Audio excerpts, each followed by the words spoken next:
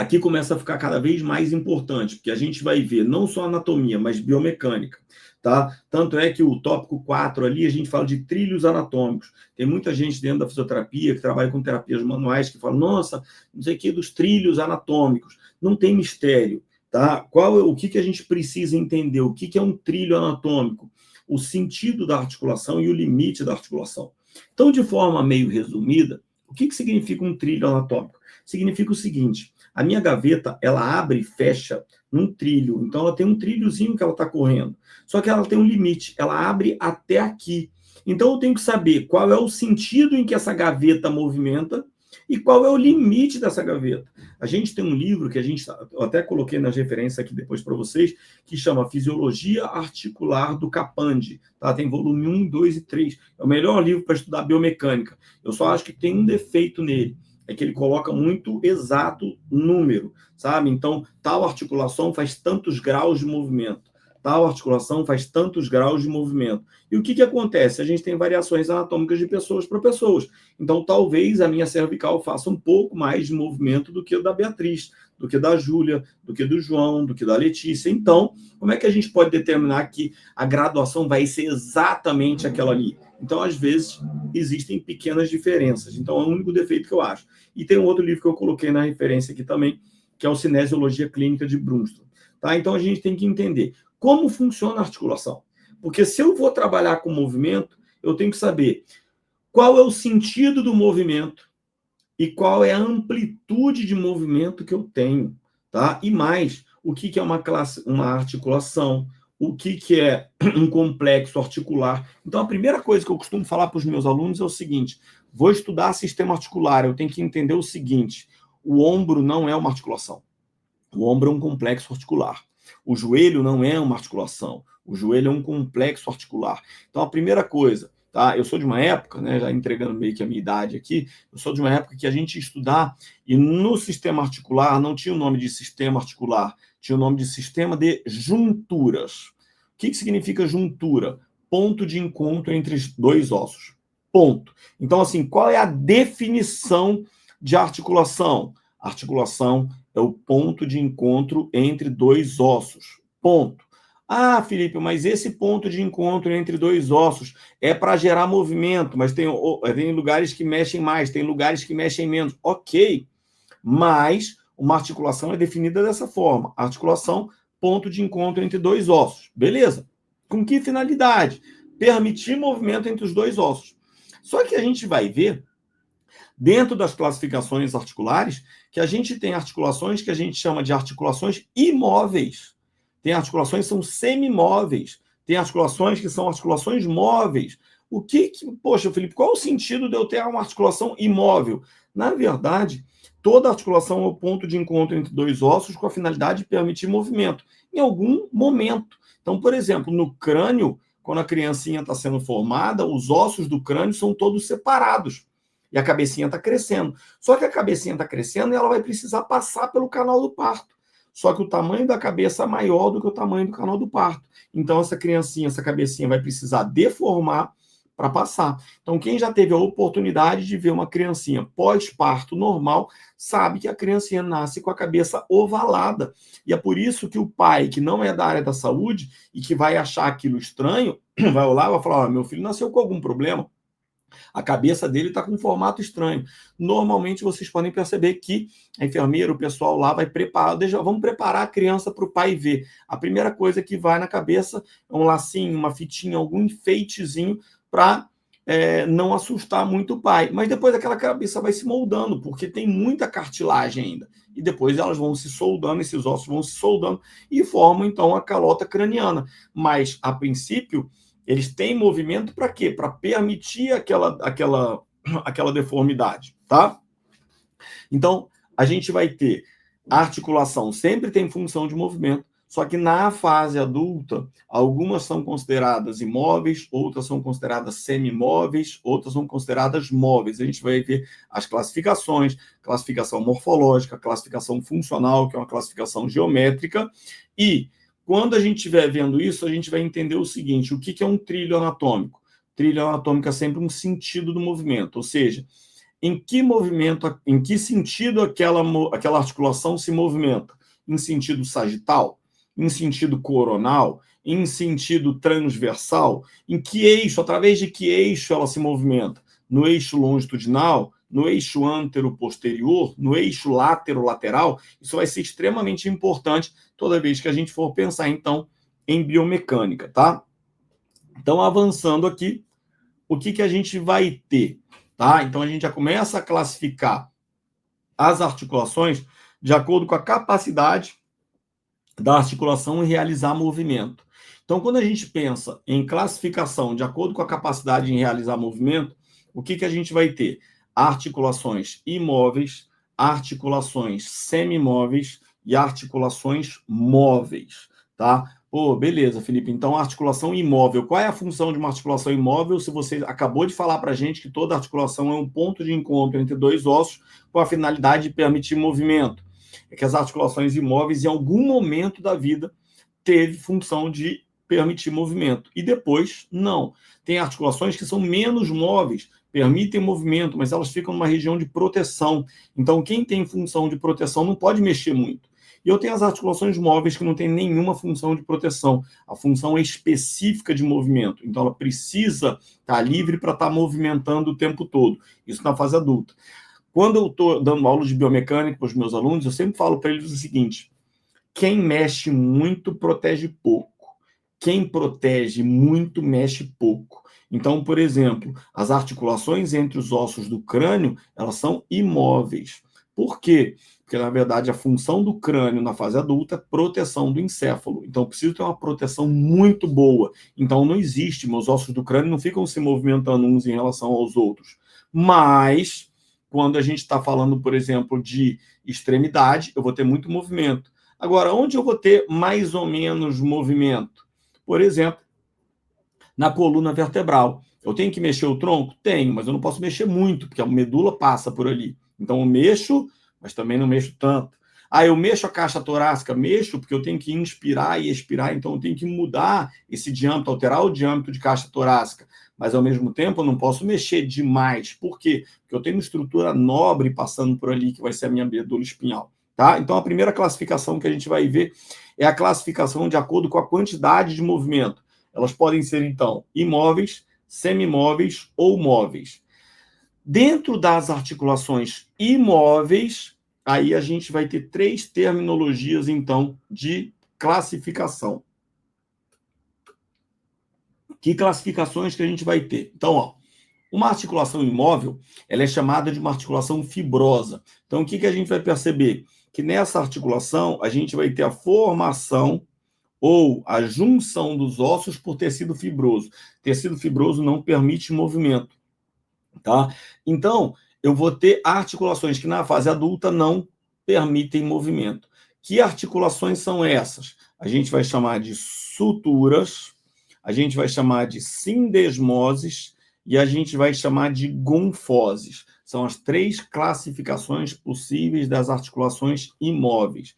Quando a gente começa a estudar ossos do crânio, a primeira coisa que a gente vai ver é suturas do crânio. Então, o que é uma sutura? Junção ou articulação entre ossos do crânio. Tem finalidade de movimento? Não. Finalidade de proteção. Beleza. Felipe, o que é uma gonfose? Cara, eu, assim, só para falar meio que por experiência mesmo para vocês, aonde eu, como fisioterapeuta, estudei gonfose. Eu estudei gonfose depois, porque caiu num concurso público que eu fiz uma vez, que apareceu lá, classificação de articulação gonfose. Gonfose são as articulações entre os dentes e os processos alveolares. Então, o pessoal da odonto estuda muito gonfose, mas o pessoal da fisioterapia não, passa meio batido. Por quê? Porque vai estudar muito mais articulação sinovial, porque trabalha muito mais com movimento, a galera da educação física. Então, quem que sabe gonfose? Se a gente está falando todas as classificações, a gente tem que lembrar aí, tá? Então, a gente vai estar falando meio que de uma por uma. Então, ó, primeira articulação, então, as suturas. Ó, então, vou ter aqui a articulação fibrosa, e quando a gente pega para estudar um crânio no laboratório, a gente vai ver mais ou menos isso. Aí é muito comum um aluno chegar lá no laboratório e falar: poxa, Felipe, eu fui lá estudar, tal, eu peguei o crânio está todo rachadinho. Na verdade, ele está todo articulado. Então, aqui eu tenho o osso frontal, Aqui eu tenho meus ossos parietais, parietal direito, parietal esquerdo. Aqui eu tenho meu osso occipital. Isso aqui é sutura, ó. Sutura coronal, sutura sagital, sutura occipital. Então, as suturas nada mais são do que as articulações entre os ossos do crânio, tá? Agora, olha como é interessante. É comum a gente ouvir falar que a criancinha nasceu, ela é recém-nascida, não pode pegar direito porque a cabecinha aberta tem uma moleira. Olha o que acontece com a cabeça da criança. Quando a criança nasceu, eu falei para vocês que ela precisou, partindo do princípio, então, que ela vai passar pelo canal do parto, né? Mas de qualquer jeito ela vai nascer assim. Ah, mas foi parto cesáreo, tá bom, mas ela estava preparada para o parto normal, então ela vai ter essa aberturinha. Então, esses ossos aqui são separados, ó. Aqui você tem o osso frontal, aqui você tem o osso occipital, aqui eu tenho o osso parietal. E quando a criancinha nasce, esses ossos não são completamente juntos, estão vendo? Então aparece uma linha de fibrose ainda aqui no meio. Só que além da linha de fibrose, aparece uma abertura na frente e aparece uma abertura atrás. Essas aberturas a gente chama de fontanelas, o que popularmente o pessoal chama de moleira. Então fala, nossa, mas a criança ainda está com a moleira aberta. A moleira nada mais é do que o ponto de junção. Como eu tenho ossos grandes, eu vou ter duas moleiras maiores, mais significativas. A moleira anterior a gente vai chamar de bregma, tá? Então, bregma vai ser a minha fontanela anterior, tá? Então, nome popular moleira, tá? Mas o nome, na verdade, é fontanela. Então, a minha fontanela anterior é o bregma e a minha fontanela posterior vai ser a minha lambda, tá? Então, lambda, fontanela posterior. Ah, Felipe, como é que eu faço para não confundir a posterior com a anterior? O B vem antes do L em ordem alfabética. Então, eu sei que a minha fontanela anterior é o bregma e a minha fontanela posterior vai ser o lambda.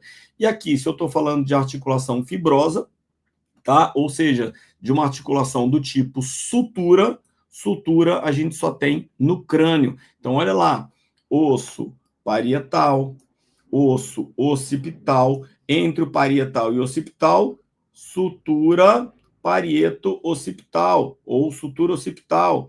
Aqui a gente vai ter o nosso osso temporal e aqui onde eu estou passando a linha, tá? Minha sutura temporal, ou conhecida também como sutura escamosa, tá? Aqui a gente vai ter o nosso osso zigomático, que está aqui em amarelinho, e aqui ele vai se articular, ó, sutura temporozigomática, do temporal com zigomático, sutura frontozigomática, do frontal com zigomático, sutura zigomaxilar, do zigomático com maxilar. Aqui eu vou ter sutura nasomaxilar, porque aqui a gente vai ter o osso nasal. Aqui dentro eu vou ter o osso lacrimal e minha sutura lacrimal. Aqui eu vou ter o osso esfenoide e a minha sutura que delimita o esfenoide vai ser a minha sutura esfenoidal. Aqui eu vou ter o meu osso frontal e a minha sutura, que é chamada de sutura coronal. Então, a gente vai ter ossos do crânio e as suturas, então, vão ser os pontos de articulação entre os ossos do crânio. Só um cuidado. Esse ossinho aqui, que é a minha mandíbula, a mandíbula não faz parte dos ossos do crânio. A mandíbula é um osso que se articula à base do crânio através dessa articulação que a gente chama de articulação temporomandibular, tá? ATM, articulação temporomandibular. Felipe, eu já escutei falar de DTM. O que é DTM? DTM é disfunção temporomandibular, tá? Então, primeira articulação imóvel, sutura. Pensei em sutura, pensei em quê? Crânio, tá? Então, pensei em sutura, pensei no crânio. Beleza. Agora, segunda articulação imóvel, sindesmose. As sindesmoses são articulações imóveis e elas estão especialmente localizadas em dois locais específicos, tá? Elas são, na verdade, um tipo de tecido fibroso que fica localizado entre os ossos da perna e entre os ossos do braço. Então, a gente vai ter a sindesmose tibiofibular, que a gente vai estar vendo aqui, tá? Eu vou passar aqui assim para vocês. Tá? Então, aqui a minha sindesmose tibiofibular. Então, eu tenho aqui a tíbia, o osso medial, a fíbula, o osso lateral. E o que eu percebo lá embaixo? Que aqui eu vou ter um acidente ósseozinho arredondado, que vai ser o meu maléolo medial. Do outro lado, eu vou ter um outro ossozinho arredondado, que vai ser o meu maléolo lateral. Entre o maléolo medial e o maléolo lateral, a gente vai ter uma pinça, que a gente chama de pinça maleolar. E é nessa pinça maleolar, então, que vai se encaixar o talos. Então, olha aqui, por exemplo, eu tenho o maléolo medial, o maléolo lateral, e aqui a pessoa teve uma abertura, nesse caso aqui, teve uma abertura da sindesmose. Por que isso é tão grave? Porque se você abre a sindesmose, lá dentro da pinça maleolar, a gente tem o ponto de encaixe do talos, que vai ser o nosso primeiro osso do tornozelo. Então, consequentemente, se eu abrir a pinça, o talos fica frouxo.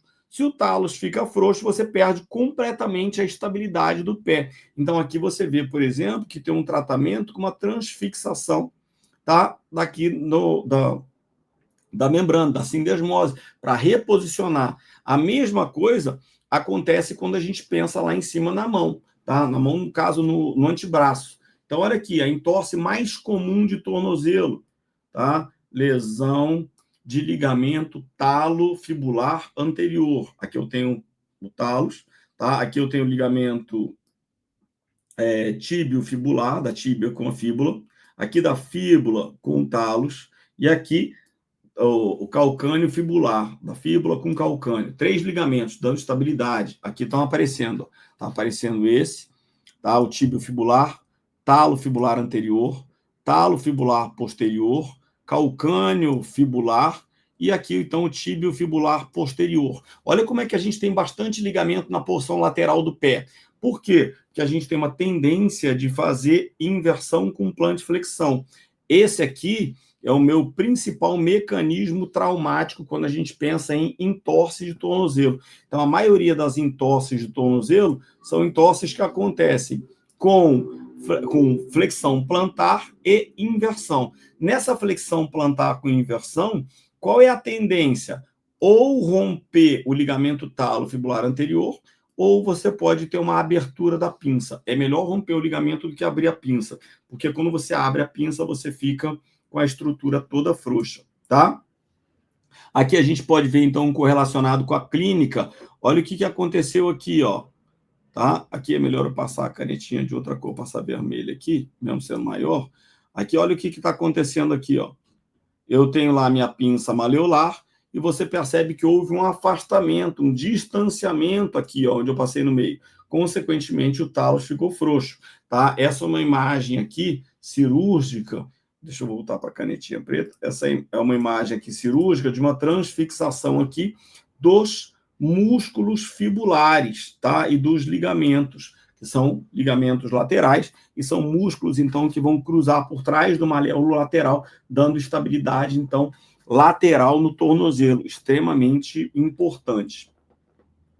E depois, pensando ainda em sindesmose, que é um outro tipo de articulação imóvel, olha ela aqui, ó, membrana interóssea rádio-ulnar, ou seja, ela fica localizada entre o rádio e a ulna, então fica entre os dois ossos do antebraço, tá? Olha o que está acontecendo aqui. A gente tem uma fratura aqui, fratura epifisária distal do rádio.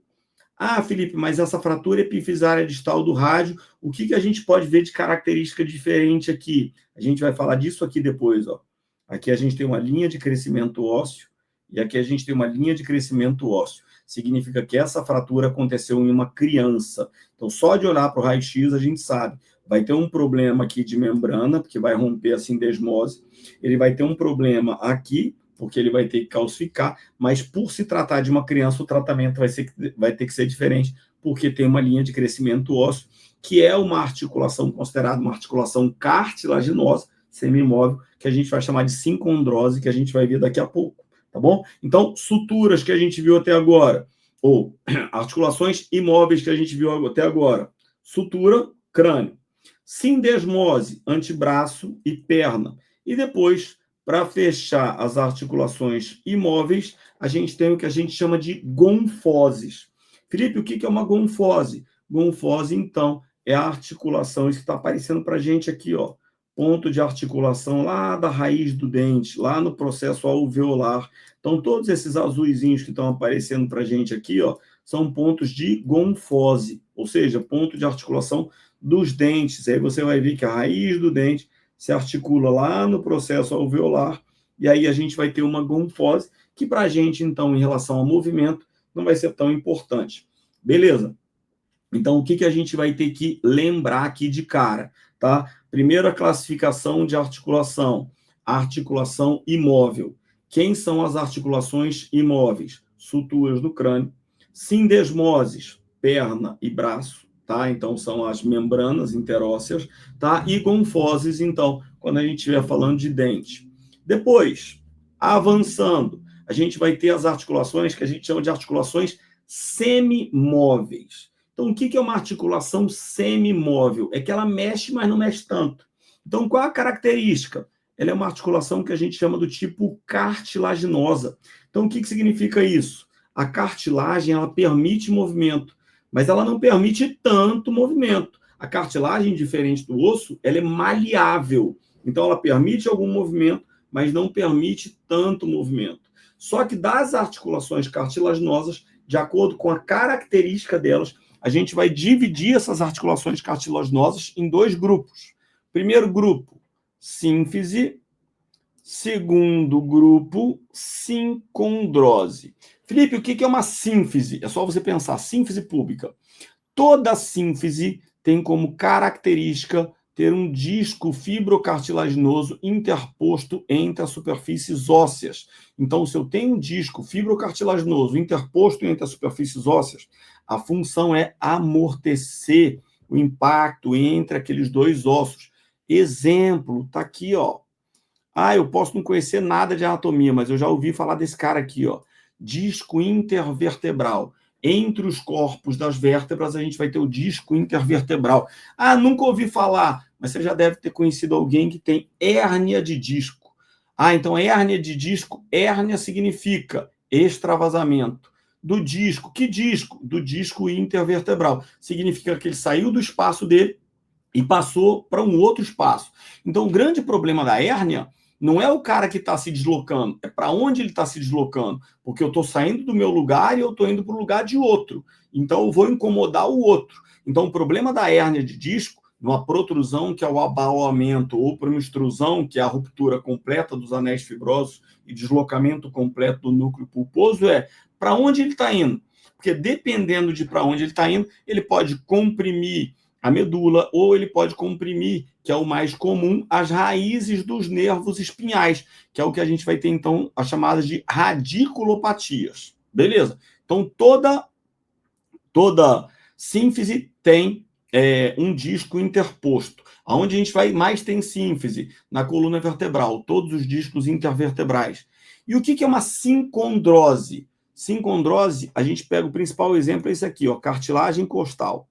O que é uma sincondrose? Sincondrose é quando o osso ele é continuado por cartilagem. Então, lá nas cartilagens costais, a gente vai perceber que as costelas saem lá de trás das vértebras torácicas. Então, eu tenho quantas vértebras torácicas? Eu tenho 12 vértebras torácicas. De cada vértebra torácica sai um par de costelas. Uma costela direita e uma costela esquerda. Essas costelas se projetam, então, anteriormente. As 7 primeiras costelas são chamadas de costelas verdadeiras. Por quê? Porque elas projetam suas cartilagens costais direto para o osso externo e de forma independente. Só que o que a gente pode perceber aqui, quando a gente fala de cartilagem costal, é que aqui, por exemplo, não tem um disco interposto. Se eu pegar, por exemplo, uma caixa torácica para estudar, a gente vai perceber que é tudo lisinho. Ele começa e termina, diferente do disco, que eu vou ter um disco interposto. Então, aqui eu vou ter cartilagem costal da primeira, cartilagem costal da segunda, cartilagem costal da terceira, da quarta, da quinta, da sexta e da sétima. Olha como a sétima chega aqui, ó. Tá chegando aqui no osso, tá? Qual o nome das articulações? Costocondral, condroesternal. Condro é o prefixo de cartilagem. Então, eu vou ter uma articulação da costela com a cartilagem, costocondral.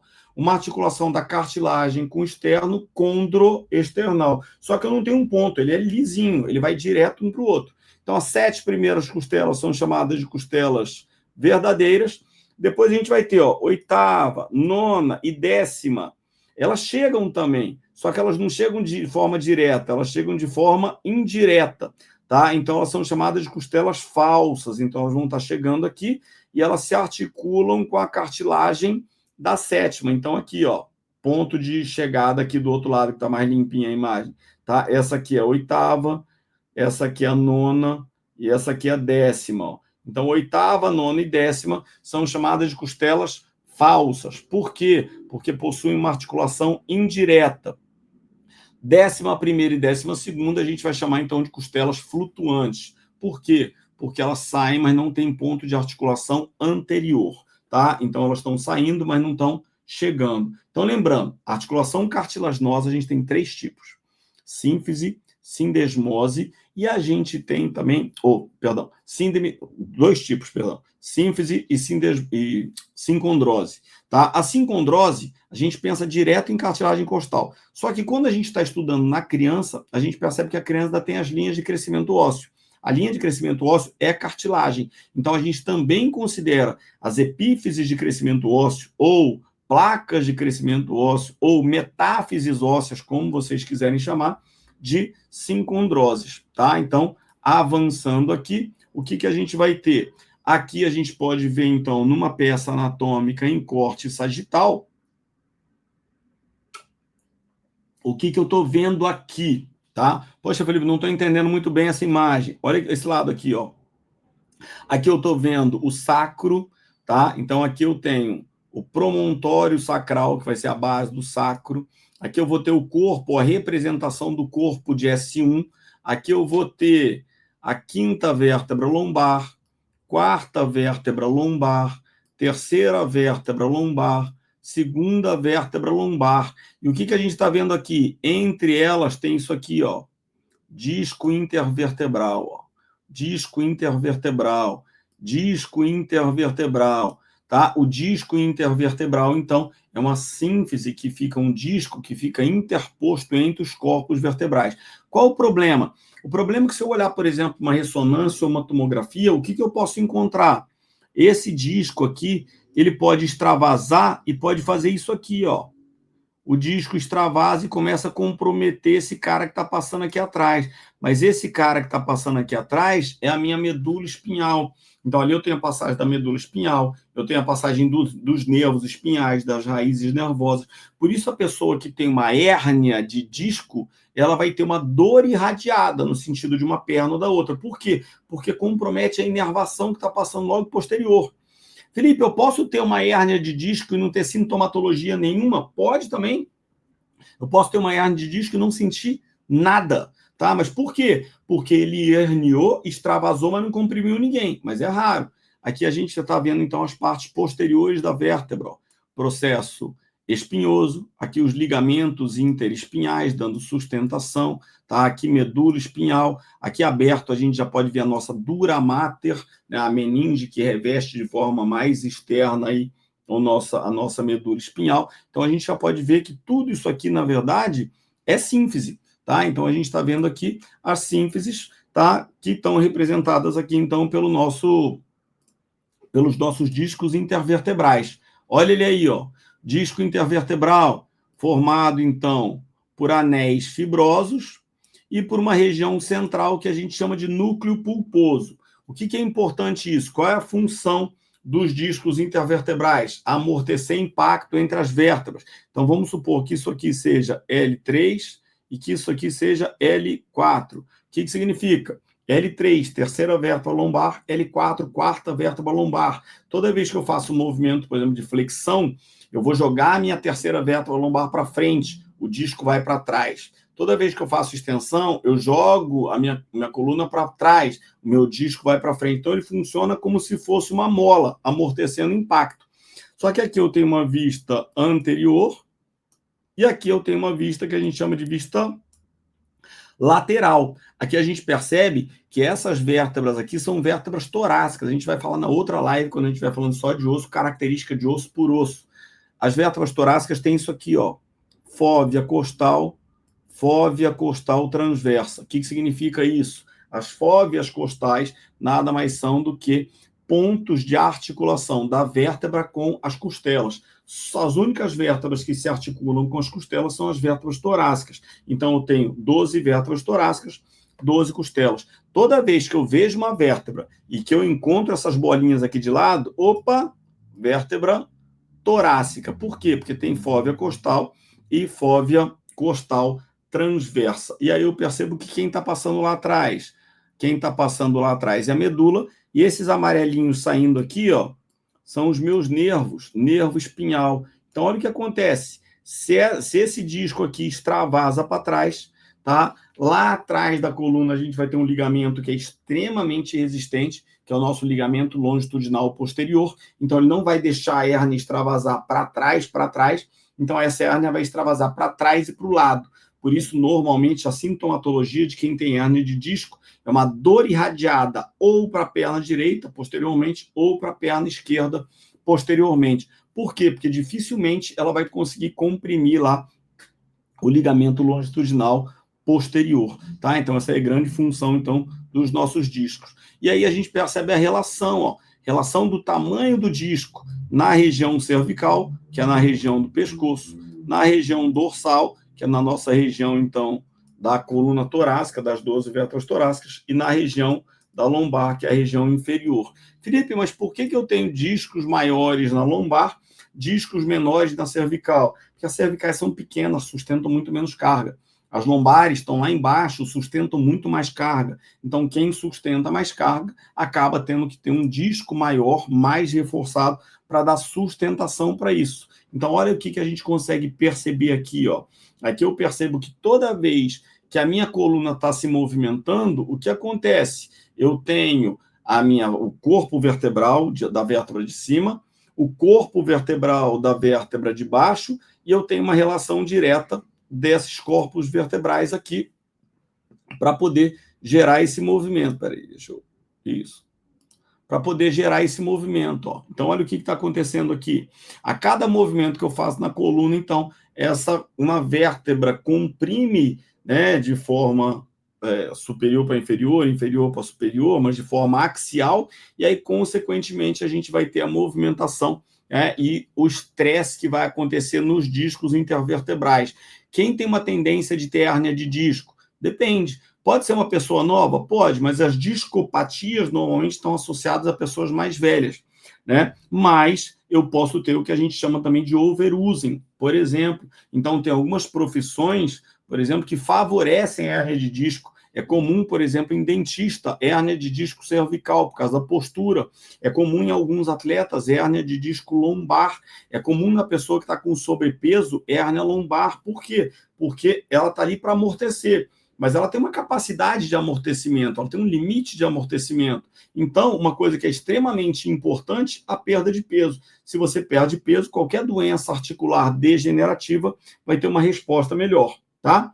E aí depois, outro tipo de sínfise. Só que aqui, a nossa sínfise que a gente conhece, então, que o nome já é sínfise, né? A sínfise púbica. Então, aqui a gente tem, ó, sínfise, que é o meu disco intervertebral, sínfise púbica. O que eu tenho que lembrar? Toda sínfise sempre vai ser um disco fibrocartilaginoso interposto entre duas estruturas. Então, a gente vê de forma muito comum em atletas pubalgia. Por que é comum em jogador de futebol pubalgia? Porque o chute não é só no sentido sagital. O chute trabalha muito musculatura adutora. Quando a gente contrai musculatura adutora, a gente faz isso, ó, esse movimento, e acaba atraindo um pubis contra o outro, e, consequentemente, começa a raspar nessa articulação e sobrecarregar essa articulação aqui, que é da minha sínfise púbica. Se eu tiver um desgaste desse disco e começar a raspar osso com osso, aí a gente vai ter uma pubalgia, comum em jogadores de futebol.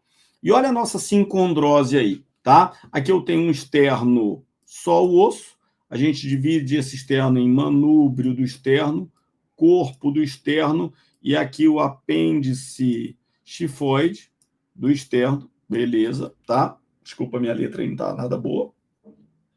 E aqui a gente vai ter um externo cortado e a gente vê o seguinte, ó, cartilagem, cartilagem, cartilagem, cartilagem. Então, essas cartilagens aqui, que estão interpostas, mas não são em formato de disco, tá? Elas são, então, o que a gente chama de sincondrose, é a continuação. Olha como é que tá bonitinho. Isso aqui é uma peça anatômica, tá? Mas a conservação dessa peça anatômica é bem bonitinha, só que já do indivíduo mais idoso.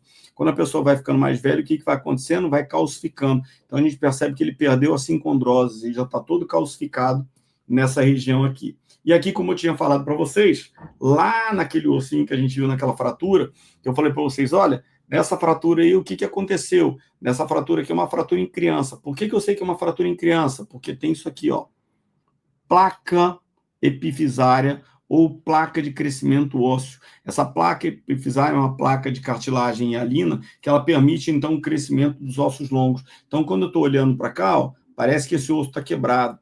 Parece que esse osso está quebrado, mas, na verdade, os ossos longos, por exemplo, como o fêmur, eles crescem nesse sentido, em sentido longitudinal. Por isso, eles formam essas placas de crescimento nesse sentido também, tá? E aí, então, vão ter as nossas sincondroses. Então, olha eles aparecendo aqui, ó, cartilagem da primeira, da segunda, da terceira, da quarta, da quinta, da sexta e da sétima. Até aqui, costelas verdadeiras. Então, ó, 7 costelas verdadeiras. Oitava, nona e décima, costelas falsas, são essas 3, ó. O que acontece? Elas se juntam com a cartilagem da sétima. Então, elas são chamadas falsas porque elas se articulam anteriormente, mas se articulam de forma indireta. E olha aqui, ó, 11ª e 12ª saem da 11ª e 12ª vértebras torácicas, projetam anteriormente, mas não chegam a lugar nenhum. Por isso são chamadas, então, de costelas flutuantes. E aqui o que eu tinha passado para vocês, nosso osso externo, a divisão, a parte superior é o manúbrio do externo, que é a parte mais em cima aqui. Depois a gente vai ter o corpo do externo, porção intermediária, e o processo xifoide, onde a gente vê lá na boca do estômago, então, o nosso processo xifoide. Mas quando a gente estiver estudando o sistema esquelético apendicular, a gente vai visualizar, axial, perdão, a gente vai estudar a caixa torácica e a gente vai ver tudo isso aí. Olha que imagem bonitinha. Isso aí é um joelho mesmo, uma peça anatômica bem conservadinha. Aqui a gente pode observar, por exemplo, a patela, ó, onde eu estou colocando aqui para vocês. Esse aqui é o nosso tendão patelar, que vai ficar, na verdade, aqui em cima, né? Só que ele foi rebatido. Esse aqui é o nosso tendão ou ligamento patelar, e esse aqui é o quadricipital, perdão, que fica em cima. Depois, a última classificação de articulação, então, ó, articulação sinovial. O que é uma articulação sinovial? A articulação sinovial, então, é aquela articulação que tem a finalidade de movimento. Então, dentro da classificação de acordo com o movimento, eu tenho articulações que são imóveis, tá? Quem são as articulações imóveis? Lembrando, eu vou ter, então, suturas no crânio, gonfoses nos dentes e a sindesmoses, tá? No antebraço, tá? Então, a gente vai ter a membrana interóssea entre o rádio e a ulna, tá? E lá na perna, entre a tíbia e a fíbula, sindesmose lá também, principalmente lá embaixo, para dar estabilidade para a região do tornozelo, região talocrural. Aqui, então, aí depois a gente viu articulações, as articulações semimóveis, cartilaginosas. Toda vez que eu escutava falar o nome sínfise, é uma articulação que tem um disco interposto, disco intervertebral, o disco propriamente, né, da sínfise púbica, ou a sincondrose, quando ela é continuada. E depois as articulações sinoviais. Aqui a gente começa a chegar numa partezinha mais legal, na partezinha que a gente vai associar com biomecânica. Por quê? Porque as articulações sinoviais são as articulações mais móveis. Elas estão presentes aonde? Elas estão presentes em quase toda a região periférica. Então, elas têm como característica ter uma mobilidade livre. São articulações que têm superfícies cobertas por cartilagem hialina. Por que isso? Porque ela vai permitir o deslizamento entre os dois ossos. A união vai ser feita sempre por uma cápsula fibrosa, que a gente vai chamar de cápsula articular. Então, é uma articulação, um ponto de encontro entre os ossos. Ele vai ser limitado, né? Os ossos vão ser delimitados por cartilagem hialina, que permite bastante deslizamento entre esses ossos. Essa articulação, então, ela vai ser fechada por uma cápsula, que a gente vai chamar de cápsula articular. Dentro dessa cápsula articular, a gente vai encontrar o que a gente chama de sinóvia, ou líquido sinovial, que é o líquido, então, que vai permitir o deslizamento entre as estruturas ósseas. Então, olha o que acontece. Quando a gente vai envelhecendo, a gente vai desidratando.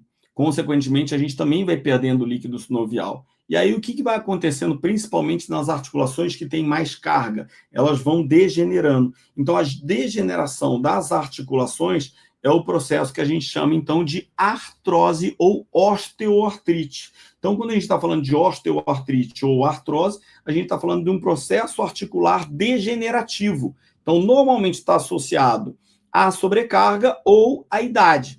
Qual é a característica da dor de uma pessoa que tem artrose? Ela vai queixar de dor ao início do movimento. Por quê? Porque quando a articulação está desidratada. Então, aquela pessoa que fica muito tempo sentada e quando levanta, dói tudo. Mas quando começa a andar, vai dando uma melhoradinha. Isso é característico de doença degenerativa articular. Aonde acontece com mais frequência? Acontece mais frequência nas articulações que têm sobrepeso. No joelho, aí a gente vai ter uma artrose de joelho, gonartrose. No quadril, a gente vai ter uma artrose de quadril, coxa-artrose. Ou na coluna vertebral, que a gente pode ter uma artrose, normalmente associada a quem? Artrose de lombar, porque pega mais peso. Ah, Felipe, mas eu posso ter uma artrose cervical? Normalmente por overusing, ou seja, por excesso de uso. Aí está associado muito à profissão. Então, quando a gente pega, por exemplo, os dentistas, tá? Nos dentistas é comum. Olha o que acontece aqui, ó, joelho, tá? Depois a gente vai falar de classificação de acordo com complexidade. Mas o joelho, então, a gente vai ter membrana sinovial, a gente tem a cápsula articular, que você vê que parece um ligamento mesmo, que circunda tudo. Depois, a gente vai ter a cavidade sinovial, a gente vai ter a cartilagem articular, que vai deixar esse osso todo lisinho aqui, um para deslizar em relação ao outro, e a gente vai ter o líquido sinovial ou sinóvia, que vai permitir o movimento aqui dentro. Então, um dos complexos articulares que eu coloquei aí para vocês é o nosso joelho, que é uma articulação, é um complexo articular bem conhecido e que depois, quando a gente estiver vendo biomecânica, a gente vai falar bastante dele. Quando a gente pensa nas articulações sinoviais, como elas têm muita função de movimento, é comum nas articulações sinoviais a gente encontrar algumas estruturas acessórias. Exemplo, disco. Então, aqui a gente tem uma articulação que a gente chama de articulação, que a gente já tinha falado, temporomandibular. A articulação temporomandibular, a articulação entre o osso temporal e o côndilo da mandíbula. Quando a gente fecha a boca para mastigar, a gente contrai um músculo que é extremamente potente, porque ele tem uma alavanca de força extremamente eficiente, que é o nosso músculo masseter. Então, a pessoa que tem bruxismo sabe que a força que faz ali é extremamente grande. Então, eu preciso ter um disco para amortecer o impacto. Então, é uma estrutura articular. Do mesmo jeito que lá no joelho eu tenho menisco lateral, lá no joelho eu tenho menisco medial. O que são os meniscos? O menisco está aqui, ó, tá? São essas estruturas que vão ficar interpostas entre o fêmur e a tíbia, amortecendo o impacto. Só que não é uma articulação cartilaginosa, por exemplo, né? Não é um disco, como se fosse um disco intervertebral. É uma estrutura que está ali para amortecer impacto. E aqui já uma curiosidade, ó, a gente sempre tem que olhar e observar esses pontinhos. Quando a gente está olhando o disco aqui, o que a gente tem que olhar que é marcante aqui para a gente? O menisco, perdão. O menisco medial, ele é maior do que o menisco lateral. Felipe, qual a importância clínica disso? Se o menisco medial é maior do que o menisco lateral, significa que o côndilo femoral medial é maior do que o côndilo femoral lateral. Então, o impacto medial sempre vai ser maior do que o impacto lateral. Por isso, quase sempre que a gente tem lesão de menisco, tá? A gente vai ter lesão de menisco medial. Uma das lesões mais comuns de joelho é lesão de ligamento cruzado anterior associada à lesão de menisco medial, tá? Por quê? Porque são as estruturas mais comprometidas ali, que sofrem mais sobrecarga. O menisco medial, porque fica entre o côndilo medial, que é maior, né, e o côndilo tibial, vai ter um espaço maior, então, para amortecer ali. Então, o impacto no compartimento medial do joelho sempre vai ser maior do que no compartimento lateral. E depois, o ligamento cruzado anterior, porque o ligamento cruzado anterior, é o ligamento que vai dar estabilidade com o joelho em flexão. Então, consequentemente, né, como a gente vai trabalhar em flexão, ele vai estar mais frouxo, eu vou ter uma tendência maior de lesão de ligamento cruzado anterior do que de ligamento cruzado posterior. Aí, a gente começa a estudar o seguinte: as articulações sinoviais, elas são mais móveis. Então, a gente já descarta logo, né? Descarta as fibrosas, descartou as cartilaginosas, agora a gente vai pensar em movimento. Pensando em movimento, eu penso em sinovial, tem maior amplitude de movimento. Essas sinoviais ainda são classificadas ou subclassificadas de acordo com complexidade, geometria e número de eixos. E aqui vocês vão ver como é que vai chegar uma partezinha mais legal da nossa aula. Apesar de já estar todo mundo cansado, né? Eu já estou cansado de estar falando aqui há 2 horas nessa velocidade que eu falo. Não consigo falar mais lento do que isso, mas aqui a gente vai ver uma partezinha mais legal. O que a gente vai ver aqui? Que as articulações podem ter complexidades diferentes, podem ter geometria ou forma diferente. Aí na geometria é que é extremamente importante a gente se ligar no sentido da articulação, porque o sentido da articulação ou a geometria vai determinar o quê? Vai determinar o meu trilho anatômico. E número de eixos. O que significa número de eixos? Em quantos sentidos essa articulação vai se movimentar. Então, quanto à complexidade, nada demais. Ela pode ser uma articulação simples. O que é uma articulação simples? Só tem duas extremidades ou 2 pontas se articulando. Exemplo, quadril. Eu tenho a cabeça do fêmur se articula com o acetábulo. Ponto. Né? Articulação compostas. Eu tenho 3 ou mais superfícies articuladas. Então, exemplo, punho. No punho eu tenho lá a articulação, a face articular do carpo, né, e vários ossos do carpo que se articulam ali na região do punho. E eu tenho o que a gente chama de articulações complexas, tá? A mais conhecida nossa aí, joelho, tá? Mas lá na glenomeral também a gente vai ter uma articulação complexa. Essas complexas a gente vai ter disco, a gente vai ter ligamento, a gente tem uma série de estruturas que vão servir, vão ter função biomecânica dentro da articulação. O joelho ainda tem até um osso sesamoide lá dentro. Então, olha o que acontece, tá? Classificação de acordo com a complexidade. A simples, quadril, ó. Olha como o quadril está aqui bonitinho, ó. Cabeça do fêmur encaixada no acetábulo, bem tranquilo, bem simplesinha, tá? Osso com osso, é isso, tá? Eu tenho uma articulação que a gente vai ver que é do tipo esférica, permite 3 amplitudes de movimento, mas ela é uma articulação simples porque é um osso mais outro osso. Olha uma articulação composta, punho. O que eu vou ter aqui? Esse aqui vai ser o meu osso do rádio, que é o osso lateral do antebraço. Esse aqui é o meu osso da ulna, a ulna, que é o meu osso medial do antebraço. E aqui a gente vai ter os ossos do carpo. Só que esses ossos do carpo são separados em fileira proximal e fileira distal. Então, a gente pode falar que a fileira proximal do carpo, que está aqui em vermelho, se articula especialmente com a face articular do rádio. Tá? Por que ela é uma articulação composta? Porque a fileira proximal ela é formada pelo escafoide, semilunar, então, escafoide, semilunar, piramidal, pisiforme, trapézio, trapezoide, capitato e amato. Então, a gente tem fileira proximal, escafoide, semilunar, piramidal, pisiforme.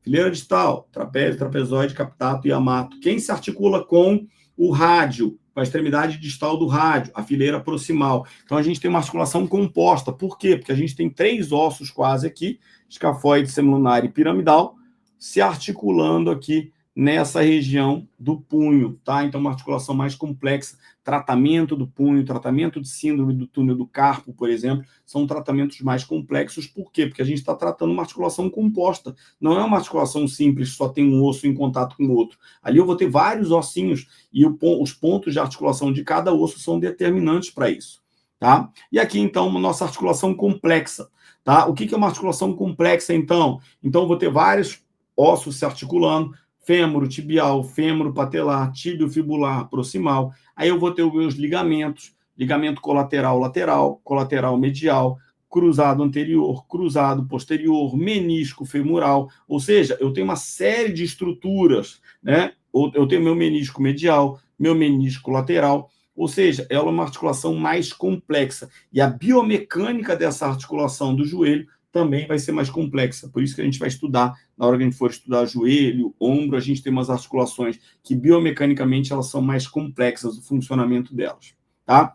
Depois, classificação quanto à quantidade de eixos. O que significa isso? Que uma articulação ela pode se mexer em um único sentido, ela pode permitir movimento em dois sentidos, ou ela pode permitir movimento em todos os sentidos. Então, exemplo, uniaxiais. Uniaxiais significa um único eixo, tá? Exemplo, o teu dedo só faz flexão e extensão. A sua ulna só faz flexão e extensão. O teu cotovelo só faz flexão e extensão. Ah, Felipe, mas eu tenho pronossupinação. Pronossupinação não é do cotovelo, é um movimento do antebraço. Cotovelo faz o quê? Flexão, extensão. Tá? Dedo faz o quê? Flexão, extensão. Uniaxial. Eu tenho articulações que são biaxiais, articulações que permitem movimentos em dois eixos, tá? Por exemplo, as articulações condilares, as articulações celares. Então, a gente vê, por exemplo, aí que entre metacarpo e falange, a gente permite um pouquinho de desvio e um pouquinho de flexão. Ah, é pouco, beleza. Quer ver uma outra articulação que é assim? As articulações condilares, côndilo femoral, deixa eu voltar ele aqui, ó. Côndilo femoral, que eu vou riscar aqui com a setinha, se articula com os côndilos femorais. Aí a gente, com os côndilos tibiais, perdão. Aí a gente vai falar assim, vai ter gente que fala assim, poxa, Felipe, mas joelho só faz flexão e extensão. Então, o movimento predominante do joelho é flexão e extensão. Mas toda vez que a gente faz flexão, a tíbia roda internamente. Toda vez que a gente faz extensão, a tíbia roda externamente. Então, em relação a fêmur tibial, existe a flexão e extensão, existe a rotação interna e a rotação externa. É o que a gente está olhando, é que é o osteocinemático, ou seja, o movimento, o resultado final que está acontecendo lá na perna.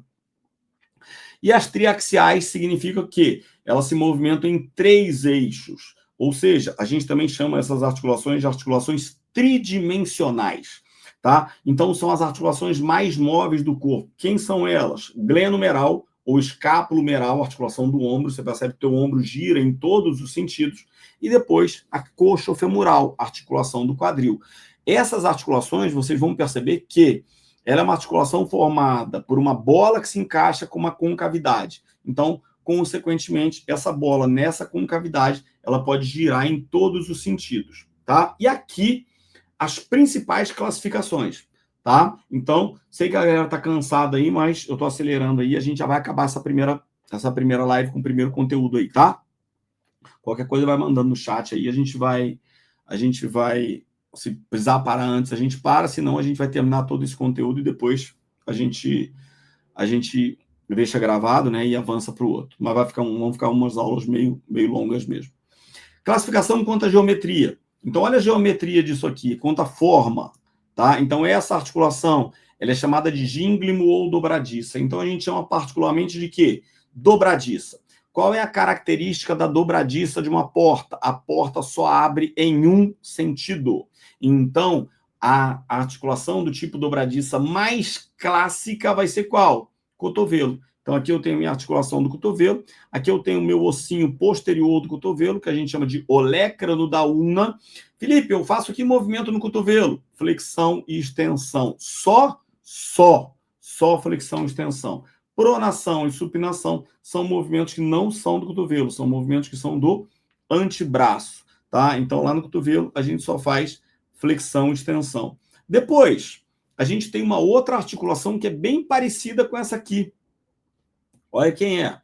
Articulação, tá? Pivô ou trocoide. Ela é bem parecida com a gínglimo ou dobradiça. Ela gira num sentido só. Só que qual é a principal característica dela?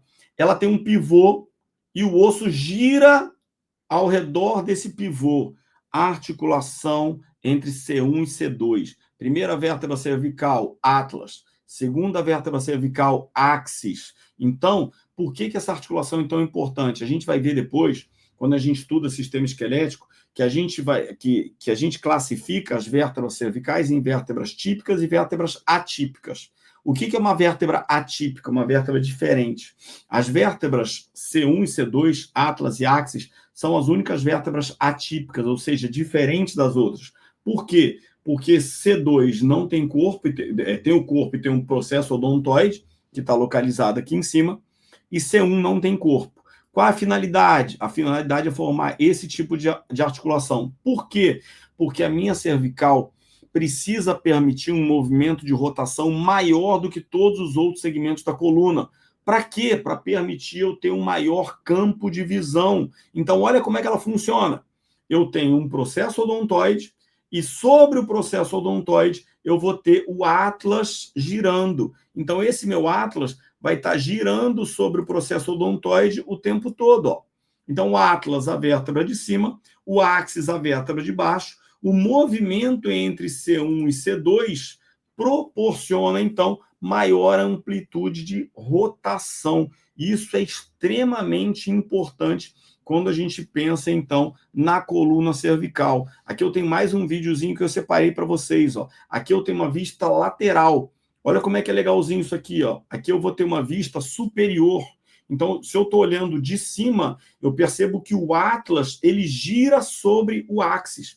E esse processo dele girar sobre o axis, então, é que permite uma maior mobilidade cervical. É por isso que, apesar de eu ter só 7 vértebras cervicais, a minha cervical tem uma amplitude de rotação maior do que da torácica, maior do que da lombar, tá? Então, isso aqui é extremamente importante. Então, essa articulação é extremamente importante. Por isso que a gente tem uma articulação do tipo pivô ou trocoide entre o atlas e o axis, para permitir essa mobilidade maior cervical, para permitir maior mobilidade de rotação e, consequentemente, permitir uma visão melhor, né? Um maior campo de visão, porque eu tenho a minha visão central, eu tenho minha visão periférica, mas além disso, eu consigo, através dos movimentos da cervical, aumentar esse meu campo de visão. Então, apesar de eu ter 7 vértebras cervicais, a gente vai ter uma amplitude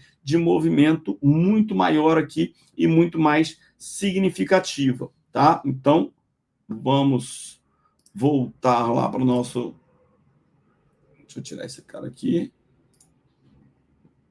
Isso, vamos voltar para cá, tá? Então, nossa articulação pivô ou trocoide, tá? E depois dessa nossa articulação pivô ou trocoide, a gente vem para as outras classificações, extremamente importantes também, quando a gente está pensando em movimento. Ó. Classificação quanto à geometria, articulação elipsoide. Essa articulação elipsoide, então, ó, que está aparecendo aqui, é essa articulação aqui, ó. Carpo...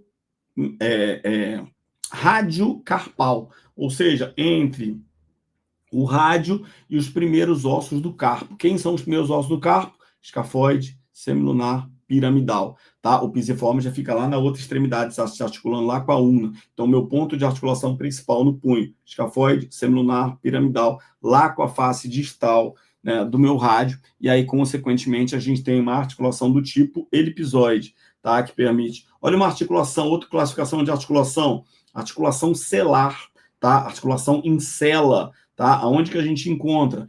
Na articulação metacarpal do polegar, tá? A gente vai perceber que a carpo metacarpal do polegar, o que é a carpo metacarpal? Aqui eu tenho um osso da fileira distal do carpo e aqui eu tenho o meu metacarpo. Aqui é falange proximal, aqui falange distal do polegar, tá? Então, a carpo metacarpal do polegar, ela é do tipo celar. Ela permite movimento de flexão e extensão, mas ela desliza também em adução e abdução. Quando a gente vai ver as outras, por exemplo, as outras carpo metacarpais não são iguais às do polegar. Por isso, o polegar ele tem mais movimento, ele tem um movimento que a gente chama de oponência, tá? E tem muito mais músculos relacionados, então, ao polegar. Então, quando a gente vai tratar, por exemplo, disfunções do polegar, que são mais comuns, elas também são mais complexas do que das outras articulações. Olha uma articulação bonitinha aí, ó. Articulação esférica. O que significa articulação esférica? Que eu tenho uma bola encaixada num buraco. Então, tá aqui, ó. Essa articulação aqui, ela é classificada como a articulação mais móvel do corpo, tá? A articulação que tem maior mobilidade tem menor estabilidade. Então, aqui a gente tem a articulação mais móvel do corpo, a articulação glenumeral, é a que tem maior amplitude de movimento. Então, eu tenho flexão, extensão, adução e abdução, rotação externa, rotação interna, circundução. Porém, como ela tem grande amplitude, ela acaba também tendo menos estabilidade. Então, tem pessoas que às vezes caem, quando cai, apoia o braço, quando apoia o braço, a mão, né? O ombro sai do lugar. Quem sai do lugar? A cabeça do húmero sai da cavidade glenoide. Mas a gente também tem a coxa femoral, e a coxa femoral também é assim. Olha outra articulação. Então, só para retomar aqui, quando a gente vai tratar uma disfunção de glenomeral, eu tenho que mobilizar a glenomeral em todos os sentidos. Para frente, para trás, para cima e para baixo, rodando para um lado e para o outro. Por quê? Porque o trilho anatômico dela acontece em todos os sentidos. Olha essa aqui, ó. Classificação quanto à geometria, uma articulação plana. O que é uma articulação plana? Ela é reta, uma desliza sobre a outra. E aí eu tenho que saber o seguinte, qual é o sentido do deslizamento? Quando eu pego aqui minha coluna cervical, minha coluna vertebral, perdão, eu vou perceber que a minha coluna vertebral, ela se articula através das vértebras, se articula através de articulações sinoviais, que são chamadas de articulações facetárias, só que num sentido diferente. Na cervical, as facetas são assim, ou seja, então elas permitem movimento de rotação. Na torácica, elas são oblíquas. Nas lombares, elas são mais verticais. Então, eu tenho pouca amplitude de movimento, e além de eu ter pouca amplitude de movimento, esse movimento sempre acontece no mesmo sentido do plano. Então, é extremo. Poxa, Felipe, mas por que eu tenho que você não tem que decorar isso? Você tem que entender, porque quando eu for fazer, por exemplo, uma manipulação cervical, ela é com rotação. Uma manipulação torácica é antero-posterior, no sentido da articulação. Uma manipulação na lombar, ela já é diferente, porque tem que respeitar isso aqui, ó. Olha, isso aqui é uma articulação cervical, ó. A gente percebe que as facetas, elas são oblíquas, mas elas são planas e fazem pouco movimento. Nem compara, por exemplo, com isso aqui, ó. Tá? Não dá nem para comparar, né? Atlantoaxial, tá? Que é C1, C2, é a articulação mais móvel. Olha ela de cima. A articulação mais móvel da coluna, tá? Uma articulação do tipo pivô trocoide. Qual é a grande função? São vértebras atípicas, são vértebras diferentes, que têm a capacidade, então, de permitir maior mobilidade de rotação da cervical. Elas têm uma função extremamente importante. Aí, quando pega as outras cervicais, C2, C3, C3, C4, C4, C5, C5, C6, elas vão ser assim, ó. Elas vão ter características diferentes. Olha quanto que mexe. Mexe um pouquinho, mas elas mexem no mesmo plano, ó, tá? Então, elas estão mexendo num plano. Olha outra articulação aqui, ó, tá? As articulações torácicas. Felipe, como é que eu sei que isso aqui é uma torácica? Eu sei que isso aqui é uma torácica, por quê? Porque eu consigo reconhecer aqui as facetas, ó, as fóveas costais e as fóveas costais transversas. Só quem tem fóvea costal é vértebra torácica, tá? Então, isso aqui que é o que a gente está vendo aqui. Olha uma outra articulação extremamente interessante, a articulação do cotovelo, tá? A articulação do cotovelo é uma articulação condilar. Olha como é que ela funciona, ó. Essa articulação radioulnar só faz flexão e extensão, e no final do movimento, onde está apontando aí, a gente tem o ligamento da cabeça do rádio, e olha o movimento de pronação e supinação acontecendo. O movimento de pronação e supinação é um movimento que acontece aqui, ó. Esse movimentozinho é um movimento de pronação e supinação. Rodou, pronação, palma da mão para baixo, supinação, palma da mão para cima. Isso acontece só aqui nessa articulação, ó. Bem em detalhe aqui, ó. Aqui eu vou ter uma articulação do tipo condilar, tá? Então eu vou ter lá o côndilo do húmero se articulando, então, com a fóvea da cabeça do rádio, e a gente vai ter, então, essa rotaçãozinha permitindo, então, os movimentos que a gente chama de pronação e supinação. Quando a gente vai falar de joelho, por exemplo, o joelho já vai ter outras características que a gente viu aqui, ó. Aqui, então, vai ter a articulação do joelho. Olha o que a gente tem em relação à característica da articulação do joelho, tá? A gente percebe que o côndilo medial, vou até pausar aqui, olha o tamanho do côndilo medial. olha o tamanho do côndilo lateral, olha o impacto sobre o côndilo medial e sobre o côndilo lateral. Por isso, a maioria das lesões de menisco são lesões de menisco medial. Isso explica que o desgaste medial vai ser sempre maior do que o desgaste lateral. Por isso é importante a gente conhecer e correlacionar com todos os aspectos clínicos.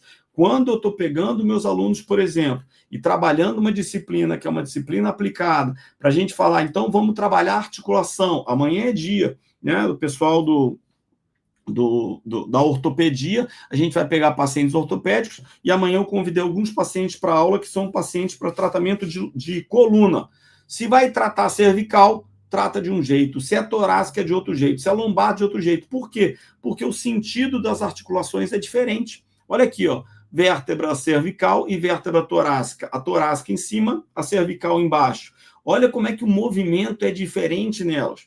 Se o trilho anatômico é diferente, como é que eu vou tratar fazendo movimento no mesmo sentido?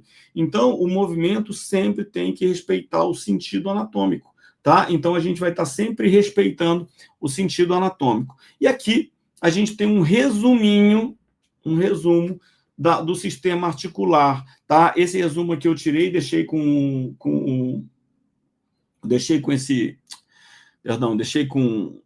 a referência bibliográfica. Isso aqui é do Moore, 3 livros que eu sempre indico para vocês: Anatomia, Sobota, Moore e Netter, tá? São as grandes referências. O Moore sempre foi um livro muito referenciado por ser um livro de anatomia clínica, mas hoje em dia o Netter já é clínico também, tem até o Netter de ortopedia, e o Sobota também está vindo com bastante clínica, não é? Antigamente o Sobota era só nome, foto e nome. Hoje em dia não, tem foto, tem nome, tem clínica, tá? Então isso aqui é muito legal. E o que é legal, né? A Elaine comentou aí, a anatomia humana é muito linda. E faz sentido. A partir do momento que você entende a anatomia humana, você vai ter mais facilidade na biomecânica. A partir do momento que eu entendo a anatomia humana, eu vou ter mais facilidade na fisiologia. Que eu entendo, vou ter facilidade na ortopedia. Então, eu falo sempre para os meus alunos, tem aluno que tem dificuldade numa determinada disciplina, em neuro, em ortopedia, em cinésio, em outras matérias, em clínica. Tem gente da medicina que chega lá no 8º período e tem algumas dificuldades que são muito básicas. Mas por quê? Porque chegou uma parte, porque tem alguma falha de conhecimento básico de anatomia e de fisiologia. Então, eu sempre falo para os alunos, se você conhecer bem anatomia, bem fisiologia, bem biomecânica, o resto vai ficando cada vez mais fácil de compreender.